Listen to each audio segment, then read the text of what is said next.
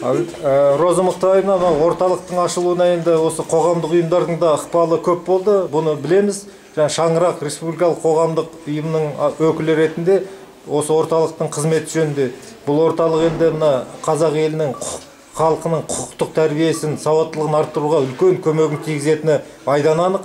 Осы жөнінде бір өз әңгімеңізді айтып берсеңіз. Мен қуаныштымын, Қуатпен бірге бір жылдай біз осы Алатау районында үй заңдасу ретінде жұмыс істеп жатырмыз. Енді қазір түсініп отырмыз, көп халықтың сондай нелері бар, жұмыстары, проблемы. Мына құқық жағынан. Өзі там үйленгенде регистрацияның деген сұрақтары көп. Сондықтан осы ұйым ашуына дәлел келді деп өзіміз соған көзіміз жетті. Қуатқа мен тілейтінім Шәмші Қыстабаевна екеуіне осындай арыстанды өзіміз осыған байланысты Қуатқа әкеп отырмыз. Осы сияқты арыстан сияқты күшті, пейілді, осы өзінің қазақ елінің құқығын қорғап,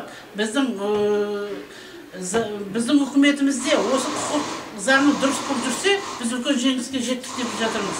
Шынында ашық айтсақ, қазіргі заманда көп құқықтарды адам өз құқығын қорғай алмай жүр. Енді сондықтан адамдардың бәрі будущем дейді ғой. Болашақпен.